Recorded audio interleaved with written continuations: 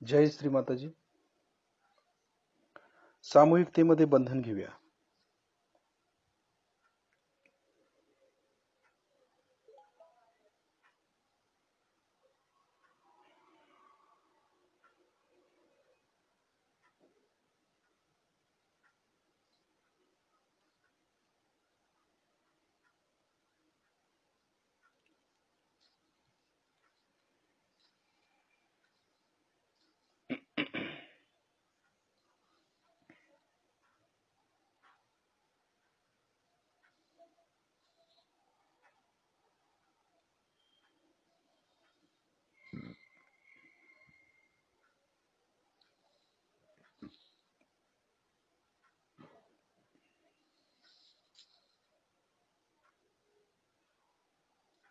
शिस्तीत घ्यायचं आहे.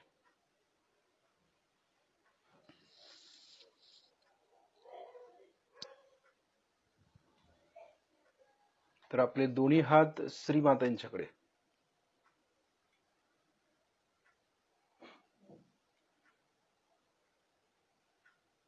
लक्ष दोन्ही हातांच्या बोटांच्या वरती देऊया.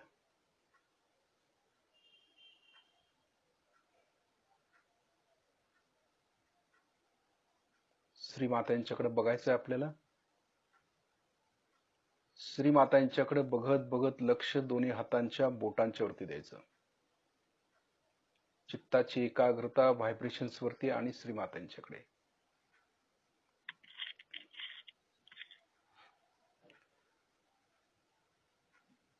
पूर्णपणे निर्विचार व्हायचा प्रयत्न करायचा आहे. श्रीमातांना बघत बघतच आपण निर्विचार व्हायचा आहे. डोक्यातले सगळे विचार आपण काढून टाकायचे. हृदय पण आपलं पूर्णपणे स्वच्छ करायचं.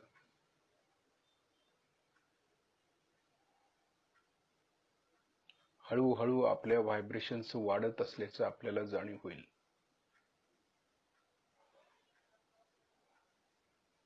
कुठलाही विचार डोक्यामध्ये ठेवायचा नाही.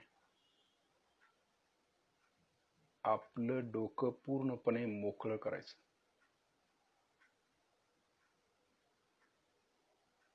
हृदयामध्ये कुठल्याही प्रकारची अटॅचमेंट ठेवायची नाही. ध्यानाला बसण्यापूर्वी आपण या सर्व गोष्टी आपण करायच्या आतल्या आत. कारण गहनतेतलं ध्यान करत असताना या सर्व गोष्टी आपण केल्या पाहिजेत. आपण बसलोय आणि लगेच ध्यान लागले असं होत नाही कधी. शिस्तीत बसायचं, बंधन घ्यायचं. हळूहळू आपली कुंडलिनी चढवायची, कवच घ्यायचं आणि श्रीमातांच्याकडे बघतच आपण ध्यान करायचं असतं. कारण ध्यान श्रीमाताजीच करवून घेणारे आहेत. म्हणून लक्ष श्रीमातांच्याकडे द्यायचं. यामध्ये स्थिरत्व फार महत्व आहे. सुरुवातीला ज्यावेळी आपण श्रीमातांच्या समोर बसतो त्यावेळेला आपलं शरीर सुरुवातीला स्थिर ठेवायचं. शक्यतो हालचाल करायची नाही. प्रयत्न करायचा. 1 तासभर आपण न हलता बसण्याचा प्रयत्न करायचा.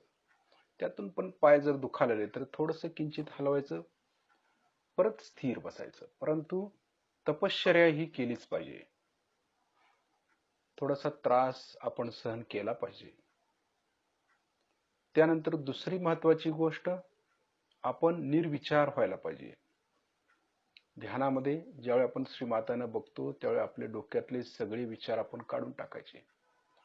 शुद्ध आणि पवित्र नजरेने आपण श्रीमातांना बघायचं आहे. अलख म्हटले त्याला. अलख निरंजन म्हणजे स्वच्छ दृष्टीने बघायचं आहे श्रीमातांना. आणि श्रीमातांना बघत असतानाच आपल्या डोक्यातले सगळे विचार काढून टाकायचे.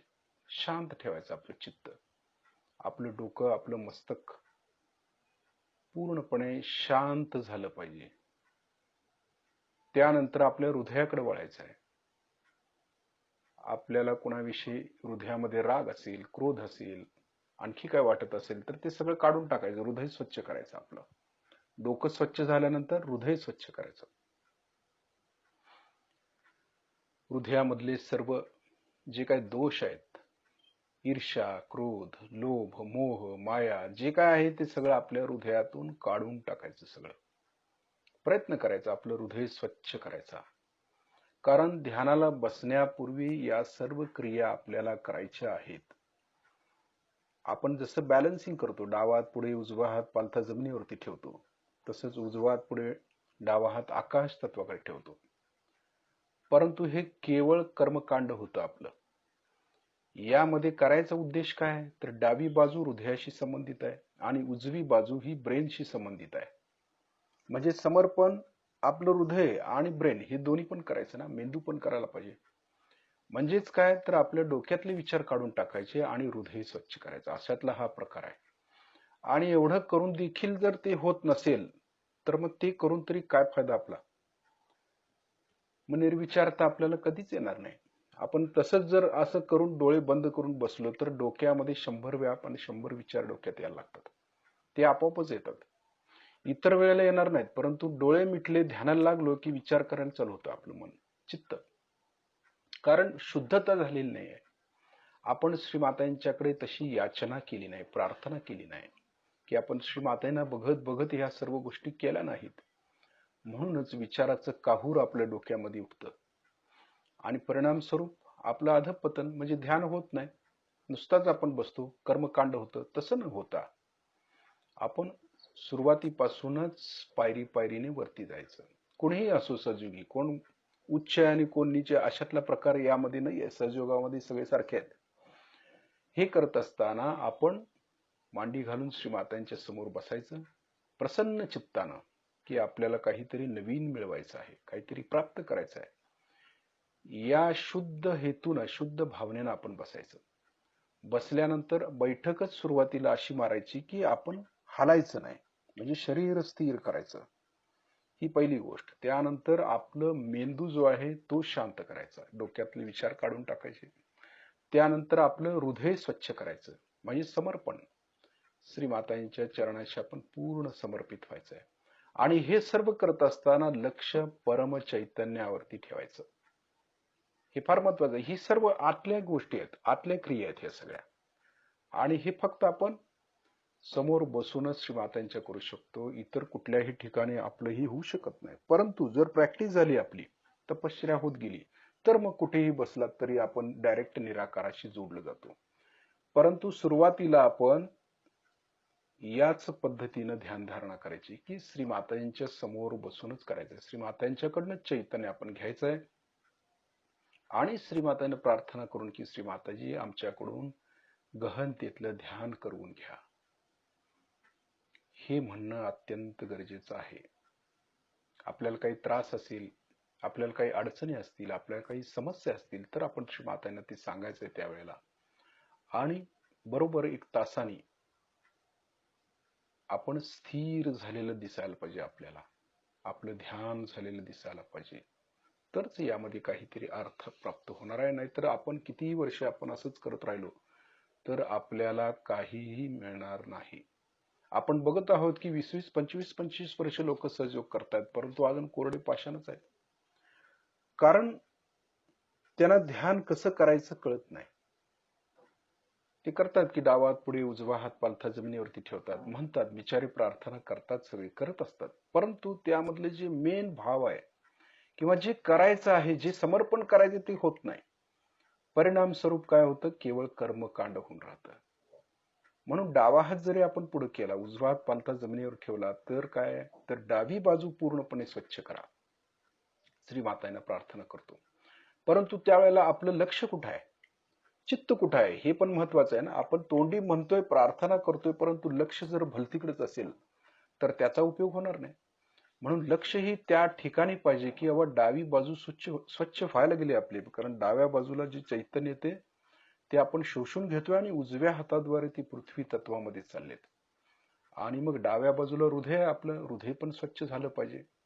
अशा पद्धतीने डावी बाजू स्वच्छ करायची आणि उजवी बाजू, उजवा हात पुढे डावा हात आकाश तत्वाकडे करून ती स्वच्छ करायचं आहे. म्हणजे असा हा प्रकार आहे. परंतु आपण केवळ कर्मकांड करतो, हे न होता म्हणूनच सुरुवातीपासूनच आपण सवय लावून घ्यायची की श्रीमातांच्या समोरच बसायचं आणि श्रीमातांनाच प्रार्थना करायची, श्रीमाताजी आम्हाला सहयोग परिपूर्ण शिकवा, परिपूर्ण ज्ञान द्या आम्हाला. असं श्रीमातानं प्रार्थना करूनच बसायचं, तरच आपली प्रगती होणार आहे.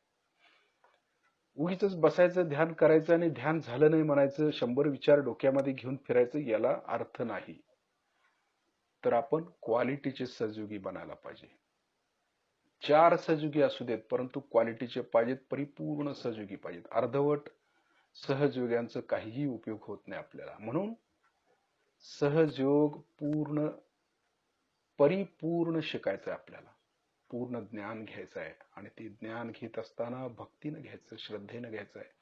हे पक्क लक्षात ठेवायचं आहे. कारण श्रीमाताईंना अर्धवट सहयोगी बिलकुल आवडत नाहीत. परिपूर्ण नॉलेज असलेले पाहिजेत आणि आपल्यामध्ये ते गुण आहेत. जे खरे साधक आहेत त्यांच्यामध्ये ते गुण असतात आणि त्यांनी तसं घेऊन इतरांना पण ते शिकवलं पाहिजे, ज्ञान दिलं पाहिजे. आता हळूहळू आपले डोळे बंद करायचे आणि लक्ष व्हायब्रेशन्स वरती ठेवायचे, परमचैतन्यावरती, हाताच्या बोटांच्या वरती.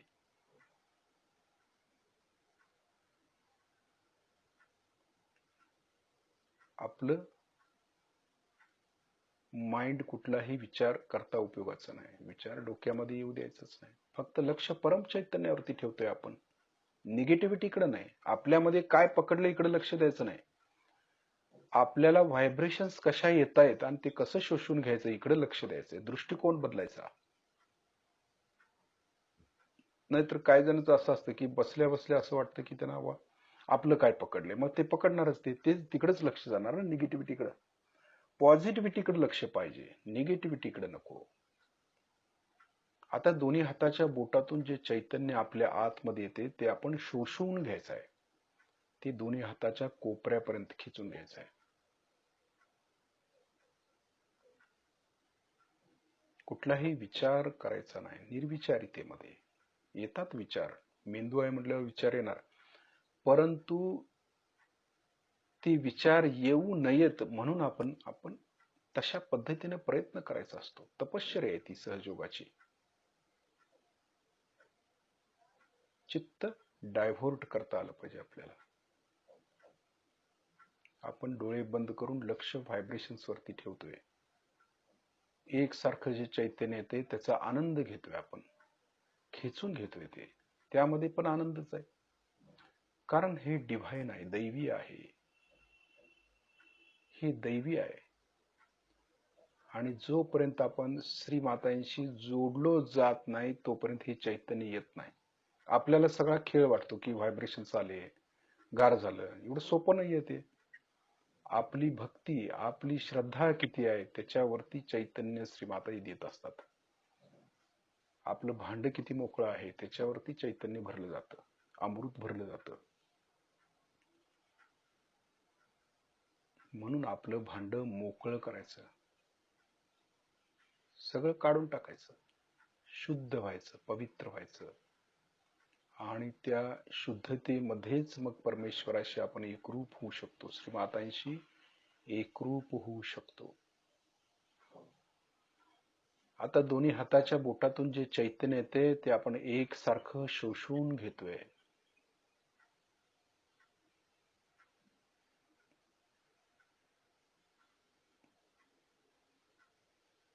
आता आपल्या उजव्या हाताचा तळवा आपल्या डोक्याच्या टाळूवर दाबून धरतोय आपण, हात दाबून शिस्तीत फिरवायचा आहे.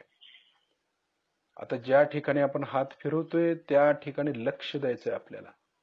हे सर्वांचं चित्त एके ठिकाणी यावं यासाठी आपण ह्या सर्व गोष्टी करतोय, एकाग्रतेसाठी, कलेक्टिव्हिटी. एकाच वेळी एकाच ठिकाणी सर्व साधकांनी लक्ष दिलं तर त्याचा फायदा सर्वांना होईल. नाहीतर एक जण खाली एक जण वर असं जर असेल तर कसं ध्यान लागायचं. म्हणून कलेक्टिव्हिटीला फार महत्व आहे आणि कलेक्टिव्हिटीमध्ये श्रीमाताजी असतात. वैयक्तिक किंवा व्यक्तिगत गोष्टीला सहयोगामध्ये अजिबात थारा नाहीये. कलेक्टिव्हिटी, सामूहिकतेला महत्व आहे. हे आपण पक्क डोक्यामध्ये ठेवायचं आणि सामूहिकतेमध्ये श्रीमाताजी असतात. हात दाबून शिस्तीत फिरवायचं आणि म्हणायचंय, श्री माताजी आपणच साक्षात श्री सहस्त्रार स्वामिनी आहात. कृपा करून आमच्या सहस्त्रार चक्रामध्ये विराजमान व्हा. प्रार्थना करायची आपण. ध्यान करायची ही एक प्रक्रिया आहे की या प्रक्रियेतनं आपण जर गेलो तर शक्यतो आपण खाली येत नाही लवकर. सहस्त्रारच्या वरती ध्यान लावू शकतो आपण सहजमध्ये. हात दाबून शिस्तीत फिरवतोय आपण आणि त्या ठिकाणी लक्ष केंद्रित करतोय. तर हात आता हळूहळू वरती उचलायचा, 7-8 इंच वर वर खाली करायचंय, गोल फिरवायचंय आणि बघायचंय टाळूतून आपल्याला परम चैतन्य जाणवतं का एकसारखं. एकाच वेळेला सर्वांचं चित्त वरती जर असेल तर त्याचा फायदा सर्वांना होईल. सहजयोगामध्ये हेच महत्वाचं आहे. श्री माताजी आपल्याला हेच समजावून सांगतायत की क्वालिटी पाहिजे आपल्यामध्ये, एकसारखे सगळे सहयोगी पाहिजेत. हात खाली घेऊया. आपलं लक्ष सहस्त्रारच्या वरती, म्हणजे आपली कुंडलिनी सहस्त्रारचं भेदन करून वर आली का बघायची. आणि ती जशी वर येईल तसं व्हायब्रेशन्स मध्ये पण बदल घडतो की नाही ते पण बघायचं. अलर्ट, सतर्कता, आपल्यामध्ये सतर्कता पाहिजे. खरोखर आपल्यामध्ये हे व्हायब्रेशन्स येतात का? आपल्याला खरोखर सहस्त्रारच्या वरती आपण जातो का भ्रम व्हायला लागलेला आहे? हाताच्या बोटावरती समजून घ्यायचं. ते व्हायब्रेशन समजले पाहिजे सर्वांना, चैतन्य समजलं पाहिजे. खरं काय खोटं काय हे कसं समजणार आपल्याला? व्हायब्रेशन्स वरतीच ना. त्याचा आधार काय? व्हायब्रेशन. श्रीमाताजी, श्रीमातांच्या समोर यासाठीच आपण बसायचं आहे. जे खरं आहे खोटं आहे हे कळावं आपल्याला. आपली कुंडलिनी सहस्त्रारचं भेदन करून वरती आणायची, सहज मध्ये वर आणायची.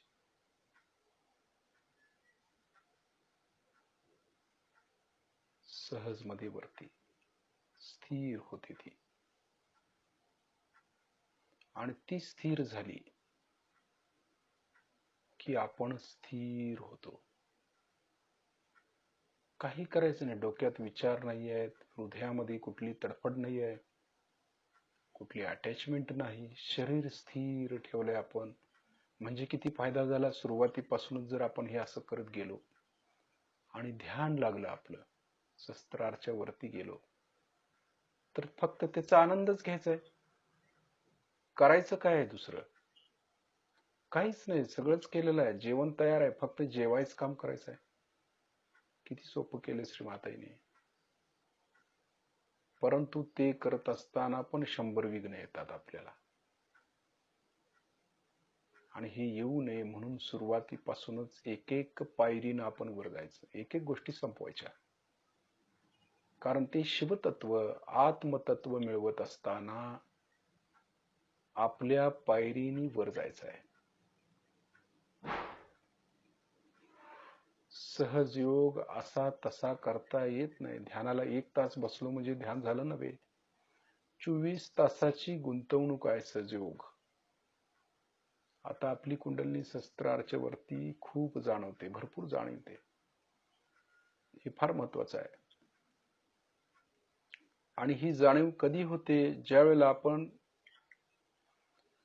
सकाळपासून संध्याकाळपर्यंत सहस्त्रारच्या वरती राहू, त्यावेळेला अशा पद्धतीची जाणीव होते. केवळ ध्यानालाच बसल्यानंतर असं जाणवलं नाही पाहिजे. इतर वेळेला देखील आपण कुठलंही काम करत असताना लक्ष डोळे उघडे ठेवून सहस्त्रारच्या वर देऊ शकतो. आणि हे सर्व साधकांनी करायचं आहे. ध्यानाच्या वेळेलाच ध्यान करायचं नाही आहे, इतर वेळेला देखील आपलं लक्ष सहस्त्रारच्या वरती असावं. तसा प्रयास, तशी तपश्चर्या आपण केली पाहिजे. नाहीतर मग ध्यानाला बसलं की 100 विचार डोक्यामध्ये येतात, सगळे अटॅचमेंट येतात, सगळे येतं. कारण हे महत्वाचं आहे. कारण कुठली चांगली गोष्ट करायला गेली की निगेटिव्हिटी आपोआप मागे येते आपल्या, ती करू देत नाही, खाली ओढते आपल्याला. तेच जर आपण दिवसभर सहस्त्रारच्या वरती राहिलो, प्रयत्न केला, तर ध्यानाला आपल्याला सोयीस्कर होतं. सगळं सहज मध्ये कुंडलिनी वर जाते आणि त्याचा आनंद प्राप्त होतो. म्हणून सहजयोग हा 24 तास करण्यासारखा आहे. श्वास जसा आपण कायम घेतो, एक क्षणभर देखील श्वास थांबत नाही आपला, तसे एक क्षणभर देखील आपण खाली यायचं नाही आहे. कायम शस्त्रार चालू पाहिजे आपलं. ही स्थिती आहे योगाची. आपण योगी आहे, योगी जन. आपण खाली कसं येणार? क्वालिटी आहे ना आपल्यामध्ये, क्वालिटीच आली पाहिजे. प्रयत्नच करायचा आहे.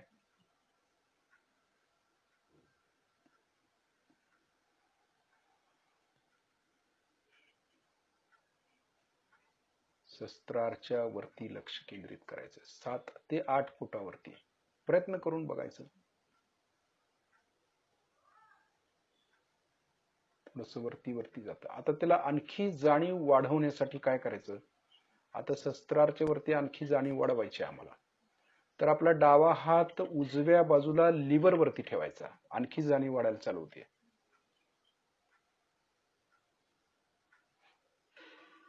शस्त्रारच्या वर लक्ष ठेवायचं, वरती 7-8 फुटापर्यंत.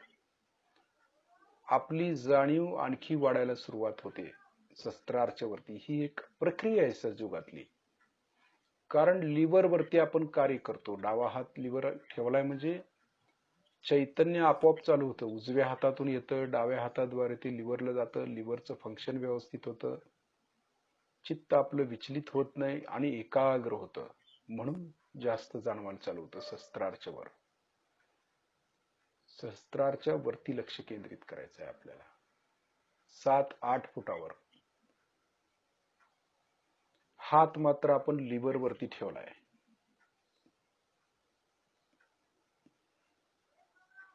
अधिक जाणीव होईल आपल्याला लिव्हर वरती हात ठेवल्यामुळं.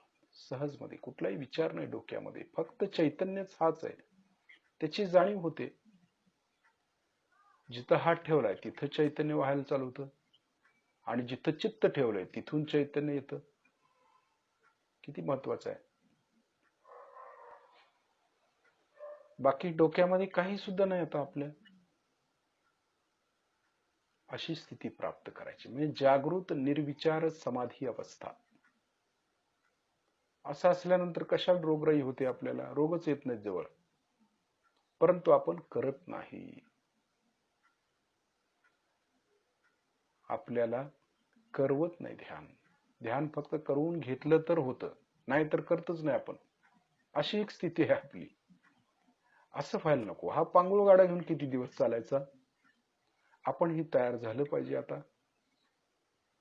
आणि आपणही दुसऱ्यांचं ध्यान केलं पाहिजे, घेतलं पाहिजे. अशी तयारी पाहिजे आपली सगळ्यांची. कारण श्री माताजींनी ही ताकद सर्वांना दिलेली आहे. सर्वांनी तयार झालं पाहिजे. व्हायब्रेशन श्री मातांची डायरेक्ट कनेक्शन असताना आपल्याला घाबरायचं काय काम आहे? कुठल्याही रोगाला भ्यायचं काय काम आहे? आपण योगी आहे, आपल्याला कळतं लगेच कुठलं काय पकडले, काय झाले, काय नाही. इतकी वर्ष ध्यान करून आपण केलं काय, मिळवलं काय, बघितलं पाहिजे. ठीक आहे, मान्य आहे, काय झालं नाही, परंतु आता तरी केलं पाहिजे. परिस्थिती बदलल्यानंतर ते करता आलं पाहिजे. लक्ष शस्त्रारच्या वरती ठेवतोय आपण 7-8 फुटापर्यंत. जसं लिव्हर शांत होईल तसं आपली चित्त देखील शस्त्रारच्या वरती आपोआप जाईल. जाणीव जास्त होत राहील.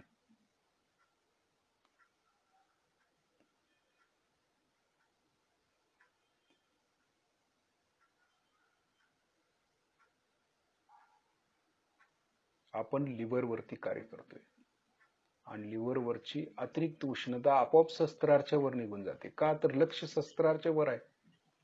त्यामुळं ती जाणार कुठून? वर, वरतीच जाणार ना. चित्त कुठं आहे तिथं ती जाणार. हे महत्वाचं आहे. म्हणून कायम चित्त शस्त्रारच्या वरती ठेवावं. हा, आता डावा हात काय करायचा? श्रीमातांच्याकडे करायचा. परत लक्ष शस्त्रारच्या वरती ठेवायचं. बघायचं खरोखर वरती आहे का स्थिर. आता 7-8 फुटावरती अंदाजे. काय मोजमाप करायचं नाही आपल्याला, अंदाजे. जेणेकरून आपण वरती आहोत का एवढं पाहायचंय. शस्त्रार चालू होऊन आपण वर आलो का? हा. आता याच्याही वरती जायचं असेल तर आपला उजवा हात डाव्या नाभी चक्रावर ठेवायचा, म्हणजे आणखी वर जातो आपण. चित्त आणखी वर जातं. ते कसं काय? कारण हे भवसागर आहे. आपण गटांगळ्या खातो भवसागरामध्येच आणि इथंच आपण अडकतो. आपले धर्म इथंच आहेत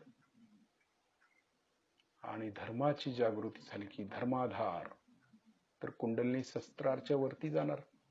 फोर्स, कुंडलिनीला फोर्स येतो. त्यामुळे बघा आता आपला उजवा हात आपण डाव्या नाभी चक्रावर म्हणजे स्प्लीन वरती ठेवलाय. लक्ष मात्र शस्त्राच्या वरती 14 फुटावरती जाते का बघायचं. मगाशी 7 फुटापर्यंत गेलो, आता 14 फुटापर्यंत जायचं. येते का बघायचं. म्हणजे जाते कुंडलिनीवर. कारण नाभीतून पार होतो आपण. त्या अवस्थेपर्यंत जातोच, सहज मध्ये जातो. तिथपर्यंत आपल्याला गारवा जाणवतो. गार, थंड. कारण अवधूत होतो आपण. अवधूत आहे ना, दत्तात्रय तिथं नाभीतच आहे. अवधूत चिंतन म्हणजे स्वच्छ. अवधूत म्हणजे काय? स्वच्छ, शुद्ध, पवित्र असा त्याचा अर्थ आहे. भवसागर स्वच्छ झालं की आपोआपच वर येते कुंडलिनी. पवित्र होतो आपण, शुद्ध होतो. आपल्यातलं गुरुत्वाकर्षण जागृत होतं. गुरुतत्व जागृत होतं आपोआप. नुसता हात ठेवायचा अवकाश आहे. गुरुतत्व जागृत झालं पाहिजे. म्हणायला कशाला पाहिजे. आता ही स्थिती आली पाहिजे. नुसता हात ठेवलं तरी कळलं पाहिजे ते. ती देवता आपोआप येते. कारण तपश्चर्या आहे आपली. पहिली पायरी सोडून आपण आता 10व्या पायरीवरती आलो. परत पहिल्या पायरीच मंत्र कशाला म्हणायचा. अशी स्थिती आहे. प्रगती व्हायला पाहिजे ना ध्यानामध्ये. लक्ष 14 फुटावरती आहे आपलं, शस्त्रापासून वर.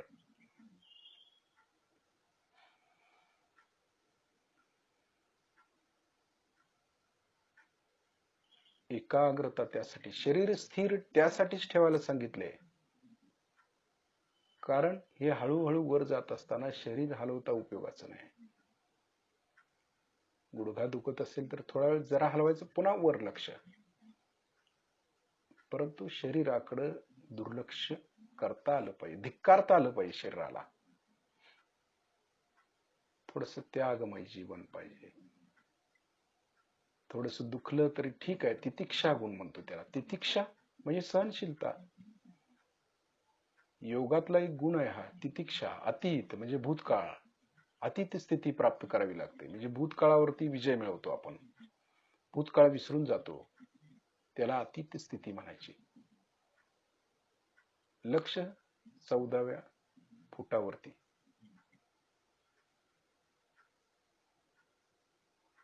आपोआप दोन्ही हातातून व्हायब्रेशन्स वाहत आहे. टाळूच्या वर्ण पण आपल्याला जाणवतं.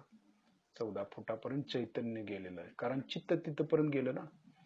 चित्त कुठपर्यंत जाईल तिथपर्यंत चैतन्य जाणवणार. मग चित्त कुठं न्यायचं हे आपल्या हातात आहे. आपल्याला स्वतंत्र दिले ना, स्वातंत्र्य. मग चित्त कुठं न्यायचं कुठं नाही हे आपण ठरवायचं. का वाया घालवायचं ते नको ते फालतूकडे लक्ष देऊन, हे आपण ठरवायचं. योग्य मार्गीच लावलं पाहिजे चित्ताला. आत्म्याकडेच लावलं पाहिजे किंवा चैतन्यामध्येच लावलं पाहिजे. तर त्याचं कल्याण होईल, त्या चित्ताचं आणि त्या व्यक्तीचं. हा, आता ह्याच्याही पेक्षा वरती जायचं असेल आपल्याला तर उजवा हात पुढे करायचा आहे. डावा हात उजव्या अनाहत चक्रावर ठेवायचा. आणखी आपल्याला जाणवेल जास्तीत जास्त. पुन्हा शस्त्राच्या वर 14 फुटाच्या पण वरती लक्ष द्यायचं आहे आपल्याला. 28 फुटावर जाते का बघायचं. हे अंतर आहेत. अंतर म्हणतो त्याला. जसं कुंडलीने 108च धागे आहेत, 7च चक्र आहेत किंवा 14 चक्र आहेत आपल्याला. असं काय गणित काय, 7चं गणित काय किंवा 3चं गणित काय, 6चं गणित काय. तसं ते गणित आहे ना. 28 फुटावरती अंदाजे डावा हात उजव्या अनाहत चक्रावरती ठेवलाय आपण आणि लक्ष मात्र 28 फुटावरती आहे. आपल्याला शस्त्रार मधून पण जाणवायला चालू होतं ते. हालचाल भरपूर जाणवते सहस्त्रार मधली, पण खूप जाणीव होईल.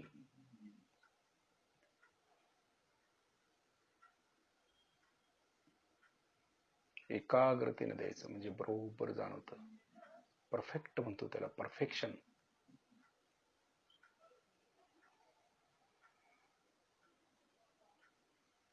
काही मंत्र नाही, जप नाही, काही नाही, फक्त चैतन्य देतोय आपण. किती सोपं केले श्री माताईने. फक्त करता आलं पाहिजे, भक्तिभावानं केलं पाहिजे ना. वर आता ओढल्यासारखं होईल आपल्याला. 28 फुटापर्यंत ओढल्यासारखं वर ओढून घेऊन जातात श्री माताजीवर सदाशिवांच्या जवळ. अजून सदाशिवांच्या जवळ गेलो नाही, मध्ये वाटेत आहे आपण.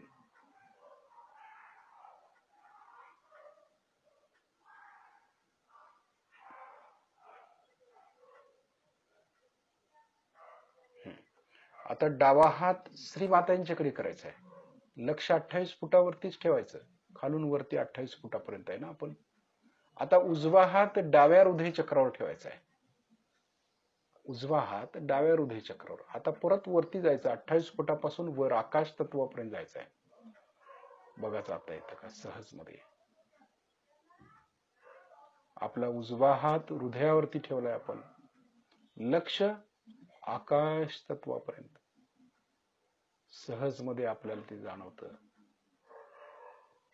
ही स्थिती आपल्याला सहज मध्ये मिळते, कारण देवी देवता आपल्यामध्ये जागृत झालेत आणि तेच आपल्याला घेऊन जात आहेत वरती.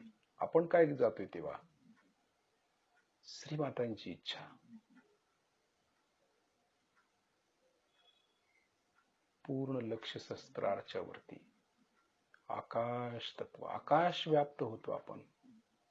खेचर, वायू, वायू तत्वात पूर्ण एकरूप होतो आपण. साधन हे गणित, एकरूपता. आपलं शरीर जे वायू तत्वातलं आहे ते पूर्णपणे त्या वायू तत्वात एकरूप होतं. किती महत्वाचं आहे ते. त्यामुळं आपलं लक्ष वरतीच राहतं, असं हुक लावल्यासारखं वर जातं.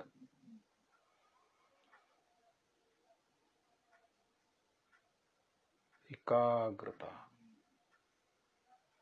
समाधान, शांती, सुख आणि तृप्ती मिळते आपल्याला या ध्यानानं. एवढी परिपूर्णता येते ना आपल्यात, कारण चॅनलनं ध्यान केलं आपण. पायरी पायरीनं ध्यान केल्यानंतर स्थिरत्व प्राप्तच होतं आपल्याला. म्हणून पायरी पायरीनं करायचं. बसलोय आणि ध्यानाला गेले असं नाही होत. असं पायरीनं जायचं थोडस. श्री माताजी घेऊन जात आहेत आपल्याला. ही भावना पाहिजे आपली. आणि ही शिकवतायत श्री माताजी, हे ज्ञान देतायत श्री माताजी. श्री माताजींचंच नाव झालं पाहिजे तर आपलं कल्याण होईल. आपल्या आईचं नाव झालं पाहिजे, आपलं नाही, व्यक्तिगत नाही, समष्टी, कलेक्टिव्हिटी. लक्ष सहस्त्रारच्या वरती आकाश तत्वामध्ये ठेवून त्या स्थितीमध्ये आपल्याला जायचं आहे. आता दोन्ही हात श्री मातांच्याकडे स्थिर बसायचं, आता हलायचं नाही. एक 10-12 मिनिटं त्या अवस्थेत बसायचं आपल्याला. एकरूप व्हायचंय त्याच्याशी, त्या शक्तीशी आपण जोडलं जायचंय. परिपूर्ण जोडलं जायचं, अर्धवट नको. अर्धवट लोकांचं काम नाही. परिपूर्णता आली पाहिजे आपल्यात. पूर्ण शक्तीनिशी जोडलं जायचं, भक्तीनं नाही जात. त्यांनी प्रयत्न करायचा, परंतु खाली यायचं नाही, वरती राहायचं. एक 12 ते 15 मिनिटं या अवस्थेत राहायचं आहे. ती स्थिती प्राप्त करायची आहे.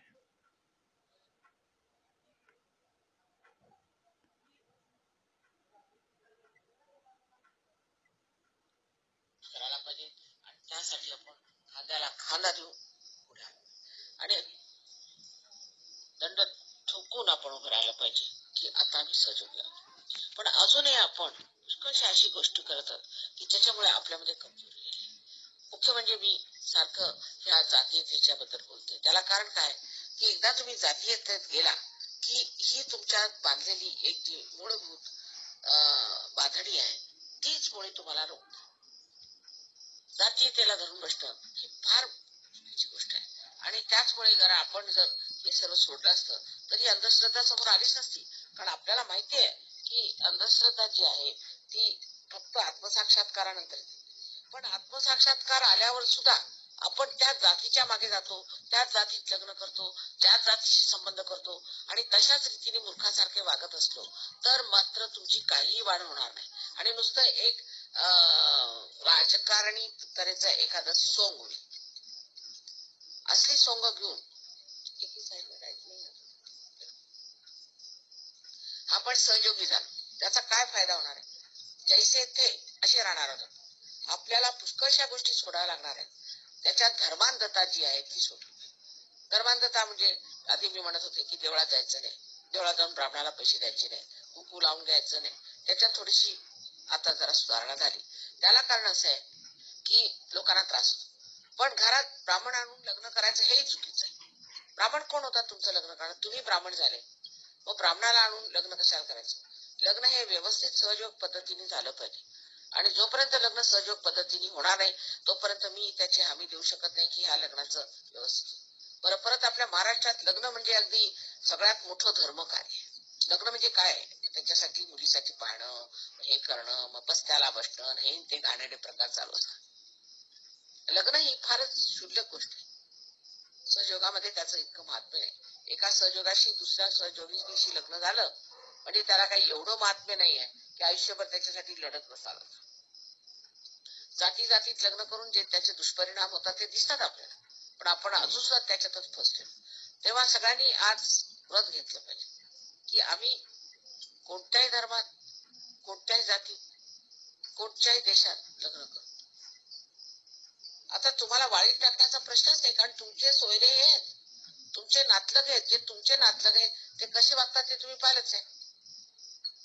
कालच बघा, गावातल्या लोकांनीच तुम्हाला त्रास दिला ना, तुमच्या पाहुण्यांना त्यांनीच मारलं ना, त्यांनी कोणची मोठी तुमची पट ठेवली.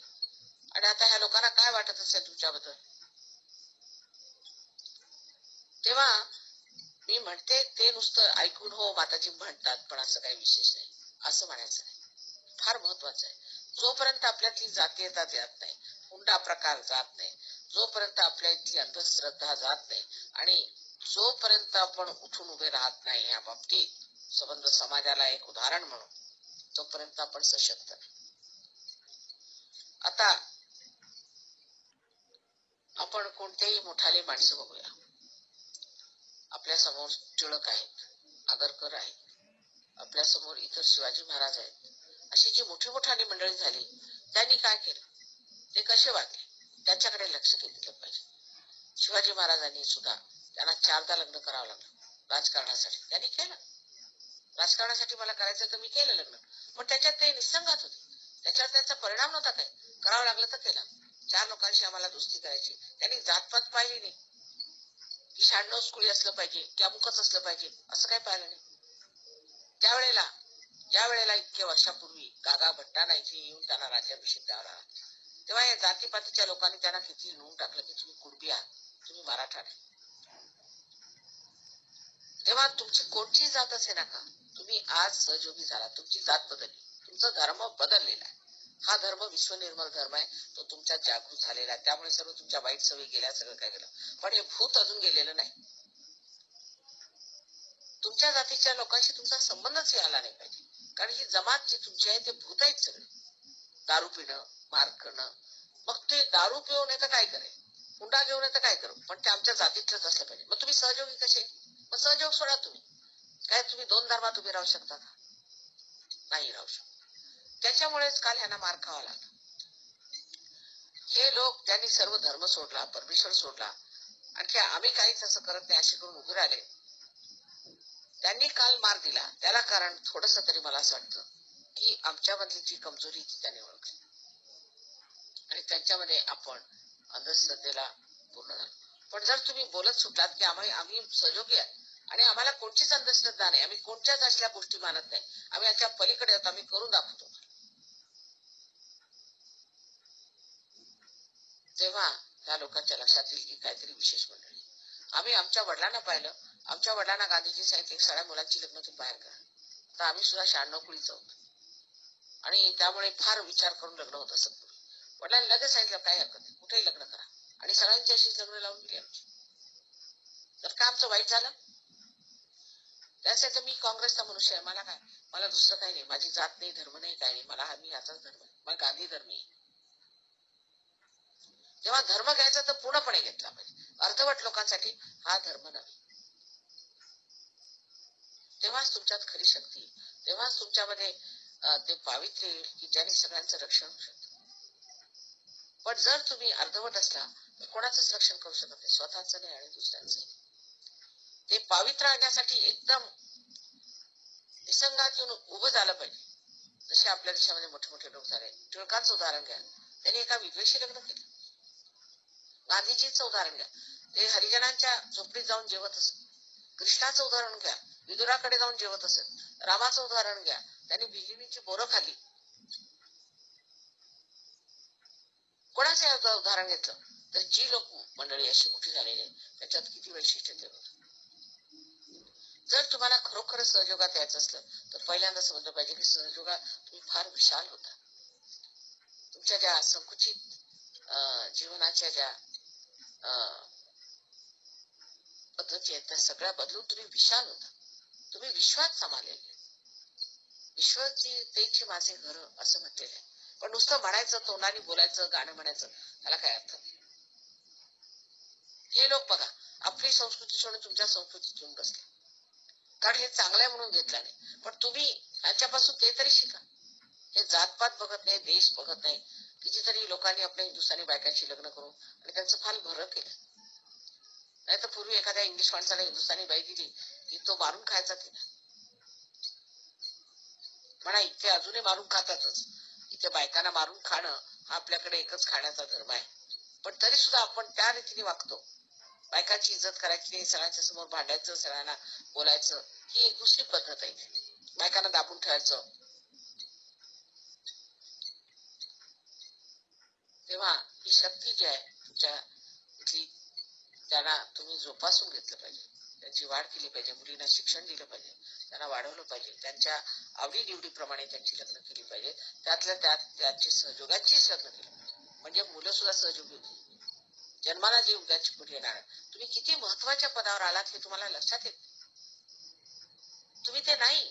शिवाजी महाराज मावळे होते ते त्यांच्यापेक्षा अत्यंत महत्वाच्या जबाबदारीच्या कामावर तुम्ही आलेला आहात आणि सहयोगात आले.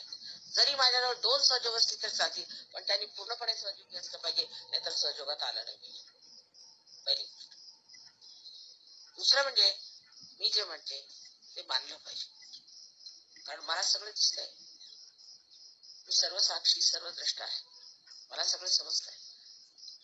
तिसरी गोष्ट म्हणजे माताजींनी असं म्हटलं असं म्हणून का मला वापरायचं नाही. माताजी असं म्हणणार नाही आम्हाला माहिती. एकंदरीत तुमच्यापासून मला इतक्या अपेक्षा का आहे त्याला कारण एकच आहे, कारण मी फार शक्तिवान आहे. माझ्यात फार शक्ती आहे. फक्त तुमचे दिवे तुम्ही स्वच्छ करा, म्हणजे मी प्रकाश द्यायला तयार आहे. तुम्हाला एकाहून एक मोठी माणसं म्हणून सोडून देईल. काय गांधी आणि काय टिळक आणि काय त्याच्या पुढे तुम्ही म्हणजे कितीतरी दैदिप्यमान होऊ शकता. एवढे मोठे सुधारक नाही, एवढे मोठे महत्वाचे लोक तुम्ही होऊ शकता. पण आधी तुमचे दिवे तुम्ही स्वच्छ करा. जर ते दिवे स्वच्छ झाले नाही तर तुम्ही जिथल्या तिथे कुजून मारणार आणि सहयोगाची बदनामी. तेव्हा प्रत्येकाने लक्षात घेतलं पाहिजे की माताजी मध्ये अत्यंत शक्ती आहे. त्या जर वापरायच्या आहेत तर त्याचं जे साधन आम्ही, त्याचे जे आम्ही प्रकाश आहोत, ते प्रकाश आमच्यातून वाहण्यासाठी म्हणून आमचे दिवे स्वच्छ पाहिजे आणि त्याची पूर्ण तयारी असायला पाहिजे. ध्यानधारणा करायलाच पाहिजे. जे आमच्या ह्याच्यात निषिद्ध आहे ते करायचं नाही. सहयोगात पुष्कळशा गोष्टी निषिद्ध आहेत आणि त्या निषिद्ध गोष्टी सोडायच्याच. पण आता पुष्कळांची व्यसनं सुटून गेलेली आहेत. पुष्कळशे लोक दारू बिरू सोडून अगदी व्यवस्थित झालेले आहेत, कबूल आहे. पण पैशाच्या बाबतीत, व्यवहाराच्या बाबतीत सुद्धा अत्यंत चोख झालं आणि सडे तोड झालं. 4 लोकांमध्ये गेलं म्हणजे सहयोगाच्या गोष्टी तोंड उघडून बोलायचं. काहीतरी तिथे संभावितपणा आणून चुपचाप बसून चालत नाही. सहयोगाबद्दल अगदी सडे तोड बोललं पाहिजे. आणि त्यांना सांगितलं पाहिजे की सहयोग हाच आज युगाचा धर्म आहे. तो जर घेतला नाही तर सर्वांचा सर्वनाश होणार. सगळ्यांना, तुमच्या नातलगांना, ह्यांना त्यांना पत्र द्या, आम्ही सहयोगात हे मिळवलेले. आता तुम्ही लोक पत्रिका छापतात, त्यात सुद्धा माझं नाव असायला पाहिजे. आता मी तुमची कुलदैवत आहे. तुम्ही आमच्या कुळात आले तर मी तुमची कुलदैवत आहे. बाकी सगळ्या देवतांना काहीही लिहायची गरज नाही. आज मी स्पष्टपणे तुम्हाला सांगते की ज्या लग्नामध्ये माझं नाव नसेल त्या लग्नाला माझा आशीर्वाद नाही. आज मी जिवंत आहे तुमच्या समोर. हे अवतरण तुमच्या समोर आलेलं आहे. जे अवतरण समोर आज आहे त्याला न मानताना जे आज नाही त्याला मानण्यात काय अर्थ आहे? आमचे मोठे लोक असं म्हणतात, लहान लोक काही नाही, आमचा कोणाशी संबंध नाही, आमचा फक्त माताजीशी संबंध आहे. ते म्हणतील की त्याचं उदाहरण म्हणजे धुमाळ आहे. धुमाळ मी सांगत असे त्यांना की तुम्ही आपल्या नातलगांपासून दूर राहा, नातलगांशी संबंध ठेवू नका. ते सगळे अगदी फार निगेटिव्ह लोक आहेत, त्यांच्याशी संबंध ठेवू नका. पण त्यांच्या बायकोला फार वेड होतं नातलगांचं. ते इतकं वेड होतं की त्या नातलगांनीच त्याचा जीव घेतला. शेवटी जेव्हा धुमाळ माझ्याकडे आले तर ढसा ढसा रडत होते, इतक्या जोरजोरानं ओरडून रडले की सगळ्यांनी ऐकलं त्यांचं. आणि त्यांच्या भावाने त्यांना खूप हसवलं, कारण दीपाचं लग्न मी कुठे ठरवलं होतं. तर मी त्याला सांगितलं, धुमाळ हे लग्न मोडताय, पण तुम्ही कृपा करून आता त्या नातलगांकडे जाऊ नका. झालं ते झालं. पण शेवटी ते मेले, त्यांचे नातलग आले, त्यांनी तर रातोरात ते प्रेत पळवलं आणि कुठेतरी घेऊन जाळून टाकलं. आयुष्यभर ते मला म्हणायचे, माताजी आमचे ते मानेसाहेब होते, त्यांना त्यांच्या नातलगांनी नेऊन त्यांच्यातली रॉकेल ओतून कुठेतरी जंगलात जाळलं. तसं माझं होऊ नका, मला नातलगांच्या हातात सोडा. पण तुम्हीच त्यांच्या जबड्यात जाता. मगरीच्या तोंडात पाय ठेवायचा आणि बोटीवर पाय ठेवून तुम्ही बोटीवर येणार. त्या मगरीच्या पाय जे नातलग तुमचे सहयोगी नाही त्यांच्याकडे जेवायला सुद्धा जायचं, त्यांचं अन्न सुद्धा घ्यायचं नाही. म्हणजे तुमचे आजार होणार नाही, तुम्हाला त्रास होणार नाही. तुम्ही या धर्मात पूर्णपणे आलात तर सर्व तऱ्हेने परमेश्वराचा आशीर्वादच आशीर्वादच. तुम्हाला आश्चर्य वाटेल किती तुमची प्रगती होईल. पण जर तुम्ही अर्धवटपणा केला त्याची फळं तुम्हाला भोगावी लागतील. आणि जे खरं आहे ते मी आज सांगितलं, मी तुमची आई आहे, मला तुम्हाला ते खरं सांगितलंच पाहिजे. त्यात मला कोणाचाही राग नाही किंवा दुष्टावा नाही. पण तुमचं भलं व्हावं, हित व्हावं आणि तुम्ही सत्याची कास धरली पाहिजे. सत्याची ज्या माणसाने कास धरली त्या माणसाचं कधीही नुकसान कोणत्याही प्रमाणात होऊ शकत नाही. तेव्हा आजचा फार शुभ प्रसंगी दिवस आहे. कालचं एवढं झालं ते सगळं विसरून जा, त्याचा अर्थ नाही. पण त्यात आपलंच आपल्यामध्येच अजून सहयोगाची ही आलेली नाहीये, धमक आलेली नाही. नाहीतर एखाद्या गावात जाऊन लोकांनी मारामारी करण्याची कोणाची हीच होणार नाही, हिंमतच होणार. पण आपल्यातच ती धमक असायला पाहिजे की नुसतं एका डोळ्याने पाहिलं की सगळंच ठीक होतं. तेव्हा सहयोगांनी सुद्धा आता लक्षात घेतलं पाहिजे, प्रत्येक गावात, प्रत्येक खेडेगावात, प्रत्येक शहरात जिथे राहतात, तेव्हा सहयोगासाठी आम्ही काय करतोय, सडे तोड बोललं पाहिजे. आणि ब्राह्मणांना बोलून जरी पूजा करायची, ते सत्यनारायणाची पूजा करायची, हे प्रकार जर करायचे असले तर तुम्ही सहयोगात येऊ नका. सहयोगाला तुम्ही ब्राह्मण झालेले आहात. सर्व कार्य सहयोगाच्या दृष्टीने केलं पाहिजे आणि बाकीचं जे काही आहे त्याला तिलांजली दिली पाहिजे. म्हणजे मग हे अंधश्रद्धेवाले बोलू शकत नाही, कारण आपण अंधश्रद्धेलाच तिलांजली दिली. ज्या काही वाईट आपल्या होत्या सवयी त्या आपण सोडून टाकल्या, त्याशिवाय आपल्याला ज्या जुन्या कल्पना होत्या त्या आपण सोडून टाकल्या. आपण मागासलेले नव्हतो. आपण जे सगळ्यात आज वर्तमान काळात जे अत्यंत उच्चतर लोक ते आहात. उच्चतर लोक, तुमच्यापेक्षा उच्च कुणी नाही. पण तुम्ही अजूनही त्या नीच लोकांमध्ये राहता, मग काय तुम्हाला घाण लागणार नाही? जर हिरा जरी तुम्ही मातीत घातला तर तो हरवायचाच. तेव्हा कृपा करून माझ्या गोष्टीकडे लक्ष द्यावे, वाईट वाटून घ्यायचं नाही. त्याच्याबद्दल माताजी आम्हाला बोलल्या असं म्हणायचं नाही. माताजी जे बोलले मी अगदी हृदयातनं बोलत आहे आणि हृदयातून काढून तुम्हाला सांगते की तुमची मुलं आहेत उद्या, बघायचं की सहयोगांची कोणाची मुलं वर येतात ज्यांनी आपल्याला पूर्णपणे सहयोगाला भाव घेतले. तेव्हा आपलं धर्मांतर झालेलं आहे असं समजायचं. आपलं धर्मांतर झालेलं आहे. आता आपण ह्याच धर्मात आहोत, आता आपल्याला दुसरा धर्म. ही जर गोष्ट तुम्ही समजून घेतली तर तुमच्यावर तर उपकार होतीलच, पण या देशावर उपकार होतील आणि संबंध जगावर होते. कारण तुमच्या जी एक विशेषता आहे म्हणजे तुमच्यामध्ये जे पुण्य आहे, तुम्ही पुष्कळ पुण्य केलंय, म्हणूनच या हिंदुस्थानात जन्माला आला, या महाराष्ट्रात जन्माला पुष्कळ पुण्य केलंय. पण ते सगळं वाया जाणार, मूर्खपणामुळे ते सगळं वाया जाणार आहे. आजपर्यंत कोणते असे साधू संत झाले त्यांनी जातीयतेला मदत केली? अहो दासगणूंनी सुद्धा म्हटलं की आम्हाला म्हणती ब्राह्मण, आम्ही जाणिले नाही ब्रह्म, आम्ही कसले ब्राह्मण.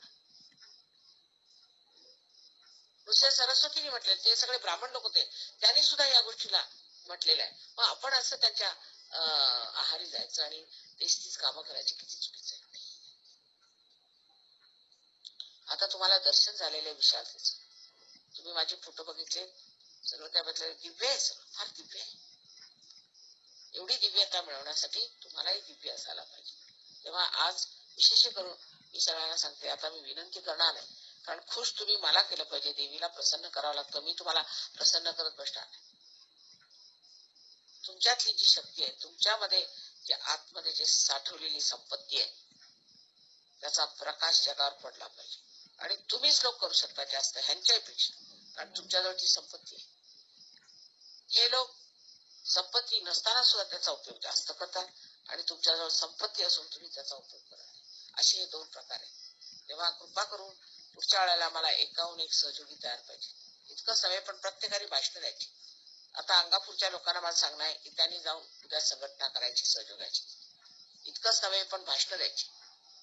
आणि खुले आम, तिथे एक मोठं पटांगण आहे, तिथे बसून खुले आम सहयोगाबद्दल सांगायचं, काय आहे काय नाही.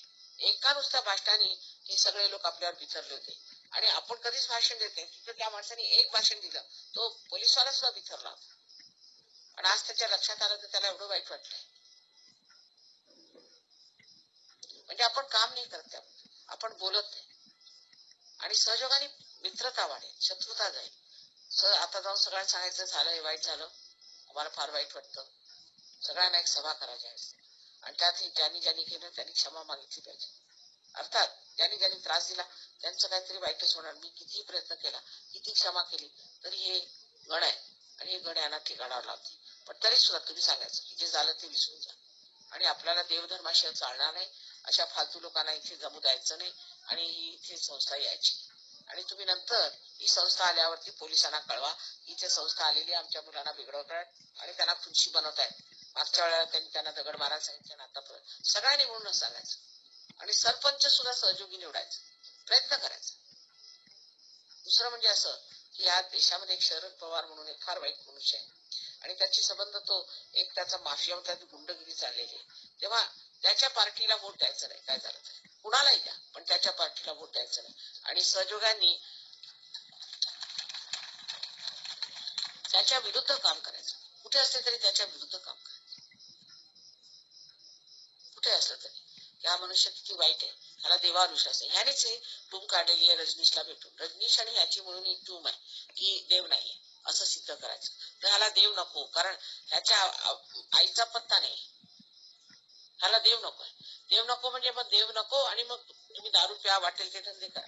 तर अशा रीतीने पत्रकं काढायची, लोकांना सांगायचं की असे जे लोक शिकवतात अशा लोकांशी आमचा काही संबंध नाही, आम्हाला देवाधर्माने राहायचंय, आम्हाला दुसरं काय. सहयोगाने कुणीच दैववादी बनत नाही, देववादी बनतात आणि सशक्त बनतात. त्याला डॉक्टरांचा पुरावा आहे. हे आम्हाला काय बोलतात, कुणी उठाव काय बोलाव ते मानलं पाहिजे का? डॉक्टरांनी सिद्ध केलेलं आहे, आता आम्ही काय ते सिद्ध करून दाखवायचं. माझ्यातर्फे मला जितकं बनेल तितकं मी या न्यूजपेपरवाल्याला सांगेन. पण असे घाणेरडे न्यूजपेपर घ्यायचेच नाही. केसरीवर बहिष्कार टाकायचा, लोकसत्तेवर बहिष्कार टाकायचा, ऐक्य म्हणून पेपर आहे त्याच्यावर बहिष्कार टाकायचा. दुसरा पेपर तुम्ही साताऱ्याला सुरू करा, ऐक्य म्हणून जे पेपर त्याच्यावर बहिष्कार टाकायचा. अगदी बेकार आहे ते.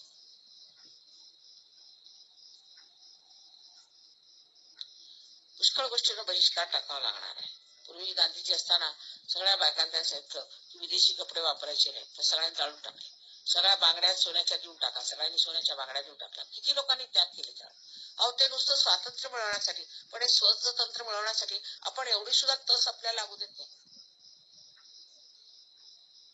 सहयोगात नुसता आशीर्वादच आहे, पण त्याच्यासाठी कर्तव्य पण आहे. त्या कर्तव्याला मुकलं नाही पाहिजे.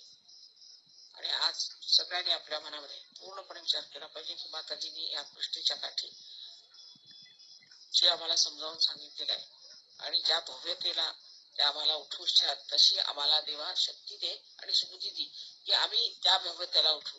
आणि हे जे आम्ही असं रडत राहूपणा करतोय तो सगळा बंद झाला पाहिजे.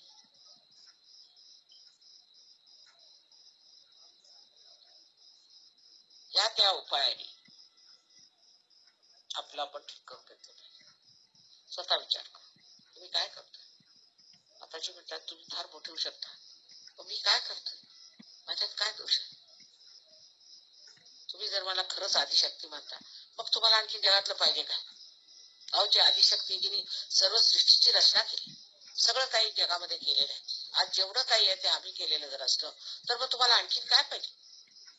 नुसतं आदिशक्ती आदिशक्ती म्हणायचं, ओरडायचा, जय जयकार करायचा, पण त्याचा काही अंदाज आहे का तुम्हाला? आदिशक्ती म्हणजे काय असतं ते? तेवढी मोठी तिची गोष्ट आहे. आणि असं तोंडाने आपण म्हणतोय नुसतं चरपट पंजिरी आहे. स्पष्टपणे समजून घ्या, आदिशक्तीने तुम्हाला निवडलेलं आहे. ज्या कार्यासाठी हे तुमचं परम भाग्य आहे, अनेक वर्षाचं तुमचं पुण्य आज कामाला येणार आहे, तेव्हा कृपा करून त्याच्या लायक व्हा. कसले तरी रडत राहू घोडं ह्याच्यात चालणार नाही. आणि असे जर असते तर तुम्ही जगातून निघालेले बरे. आजपासून सगळ्यांनी हा मनात विचार घ्यायचा. ज्या शिवाजीला भवानी नुसती तलवार देऊन एवढं प्रभावी केलं, तीच भवानी आज तुमच्या समोर बोलते. ती तुम्हाला कुठल्या कुठे पोचू देईल याचा काही अंदाज आहे का तुम्हाला? तर आजच्या या शुभ प्रसंगी नम्रपणे व्रतनिश्चय आपण ठरवायचं की आम्ही सहयोगी आहोत आणि मरणापर्यंत आम्ही सहयोगी राहू आणि त्याच्याही नंतर आम्ही सहयोगी आहोत. हे अनंतातलं आमचं मिळवलेलं आहे आणि आम्ही तसे राहू. आणि अशा वीरश्रीनी आणि अशा गौरवाने आयुष्यात राहायला पाहिजे. हा गौरव असायला पाहिजे. त्यात तुमचं काही चुकलेलं नाहीये. परमेश्वराचं कार्य करणं हे फार मोठं आहे आणि तुम्हाला आम्ही निवडलेलं आहे. तुमचा आम्ही गौरव केला, आता तुम्ही सुद्धा परमेश्वराचा गौरव वाढवावा असा माझा तुम्हाला अनंत आशीर्वाद आहे.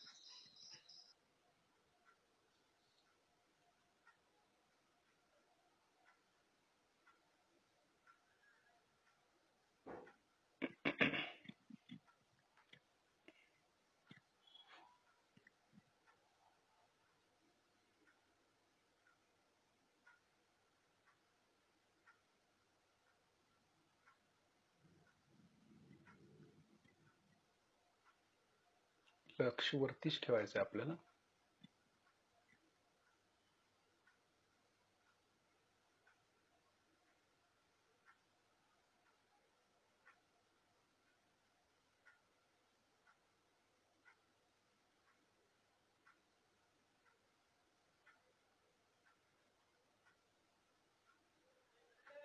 तर हळूहळू आपले डोळे उघडायचे आहेत.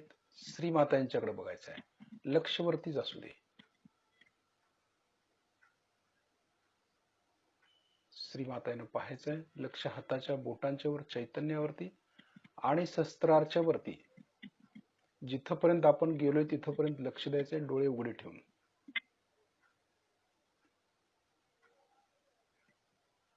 बघतोय श्रीमातांना आपण.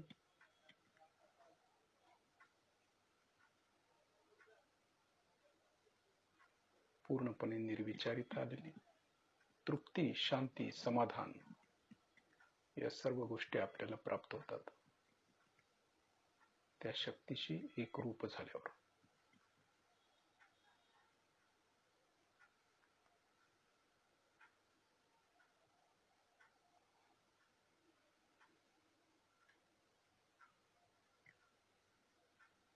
म्हणजे डोळे उघडे ठेवून देखील आपण शस्त्राच्या वरती राहू शकतो. असं आपण दिवसभर राहता आलं पाहिजे आपल्याला. 24 तास शस्त्राच्या वरती डोळे उघडे ठेवून आपण राहू शकतो. श्रीमातांना नमस्कार करूया, त्यांचे आभार मानूया. श्रीमाताजी, आपल्या चरणाशी कोटी कोटी प्रणाम, कोटी कोटी प्रणाम. शिस्तीत आपण बंधन घेऊया.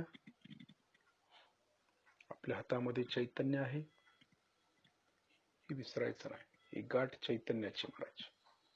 लक्ष वरतीच आहे आपलं. शस्त्रामध्ये ओढ बसेल. काही वेळेला हृदय देखील आपलं थंड होतं, शांत होतं. ती देवता जागृत झाल्यामुळे त्या चक्रावरती आपल्याला गारवा जाणवतो.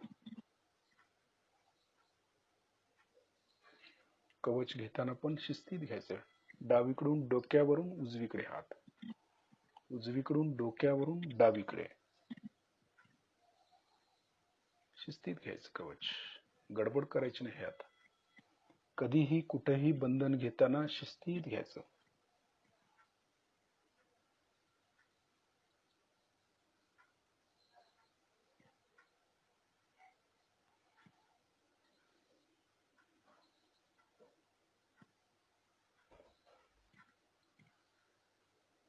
उद्या आपण दिवसभर शस्त्राच्या वरती राहायचा प्रयत्न करायचा आहे.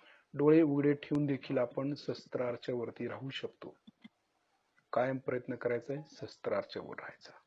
जय श्री माताजी.